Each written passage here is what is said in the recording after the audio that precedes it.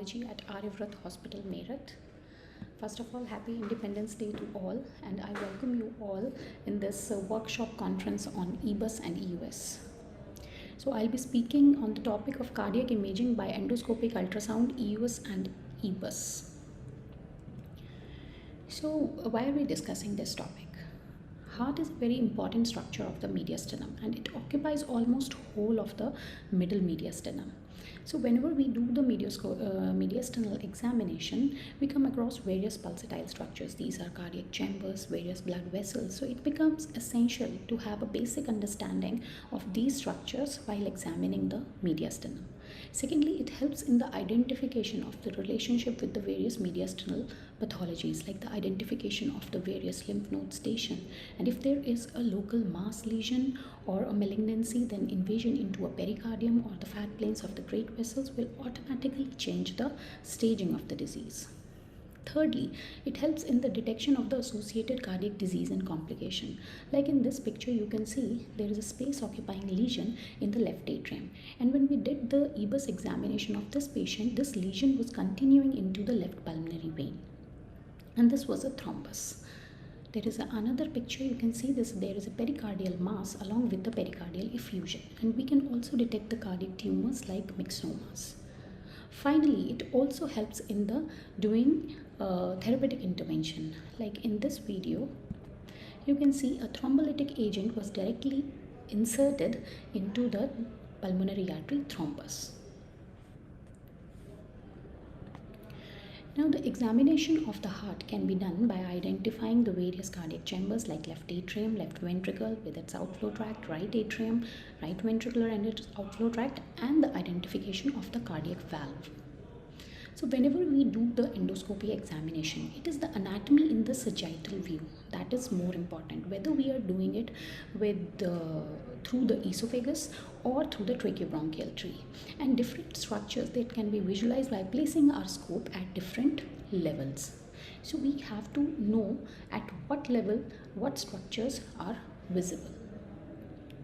The cardiac examination, it starts with the identification of the left atrium at around 33 by placing our scope at around 33 centimeter from the upper incisor. And the largest pulsatile structure, this largest pulsatile structure which we see closest to the esophagus at this level is the left atrium. Now, if we want to see the structures from here, after visualization of the left atrium, if we want to see the structures on the left side of the heart, we have to rotate our scope in the anti-clockwise direction, and to see the structures of the right side of the heart, similarly you have to rotate the scope to the right side. On slight anti-clockwise rotation, you will see a flying bird that is separating left atrium from the left ventricle, and this is the mitral valve. Along with it, there is a horn-like structure, like a rhino's horn. This is the left atrial appendage. So till now we have identified left atrium, mitral valve, and this is the left atrial appendage. With further anti-clockwise rotation, there is a large chamber, muscular chamber will be seen, and this is the left ventricle. Now coming to the left ventricular outflow tract, this is the part of the left ventricle that lies between the anterior cusp of the mitral valve and the interventricular septum leading to the aortic root. We can easily identify it by slight clockwise rotation of our scope and slight manipulation. We'll be able to see the left ventricular outflow tract leading into the aortic root, and the aortic valve can be easily identified by typical clapping movement of the aortic valve.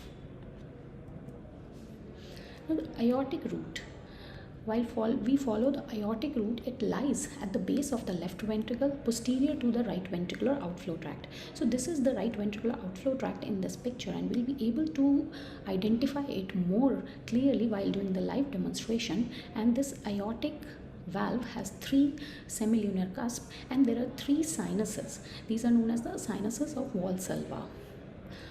Anteriorly, it is the right coronary sinus. Posteriorly, on the left side, it is the left coronary sinus, and on the right side is the non-coronary sinus, giving rise to the characteristic sign that is the Mercedes sign.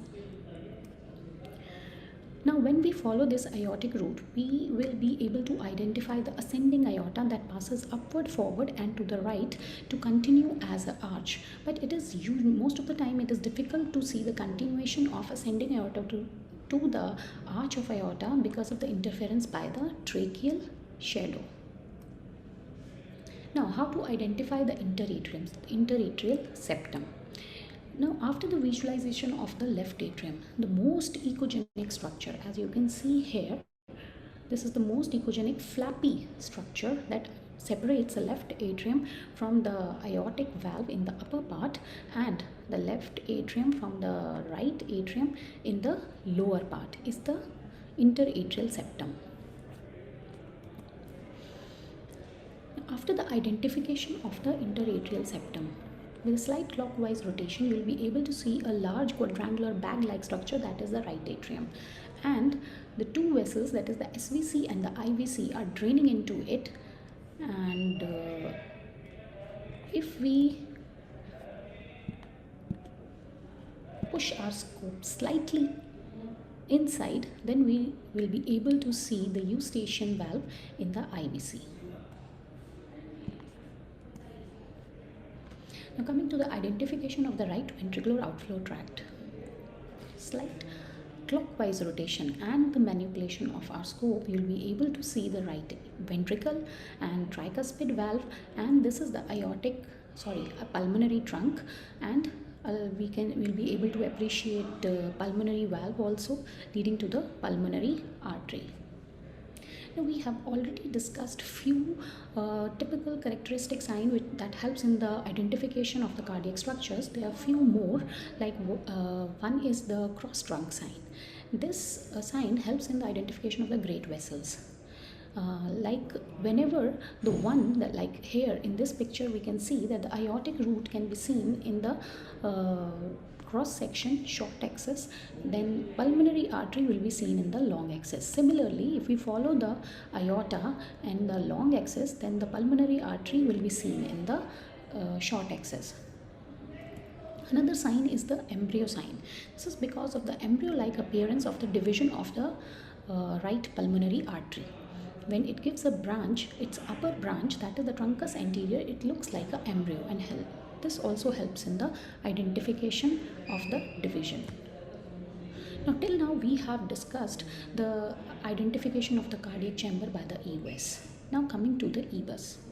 Now, the visualization of the anatomical landmark by EBUS ultrasound is slightly difficult, and the reasons are because of the small ultrasound angle in the EBUS. At maximum, it is 75 degrees in the Pentax scope, as compared to the 130 to 180 degree in the EBUS examination. So it helps in the better identification of the anatomy of the various structures. Secondly, there is a limited space of narrowing. At maximum, we can go up to 30 centimeter from the upper incisors. That means we can go to maximum into the bronchus intermedius on the right side, and on the left side into the lower lobe bronchus. This is a table showing the various structures that can be identified by EBUS examination by keeping our scope at various positions. And here you can see, to visualize the cardiac chamber, you have to keep your EBUS scope in the right bronchus intermedius or the left lower lobe bronchus. So, when we place our scope in right main bronchus, you will be able to see a great vessel, that is the right pulmonary artery, in the lower region, and in the upper region there is another big vessel, that is the SVC, and anterior to these vessels lies the ascending aorta. And if there is any pathology in the subcarinal area, then here you will be able to see that. And if we negotiate our scope slightly into the bronchus intermedius, then we can easily identify left atrium, mitral valve and left ventricle.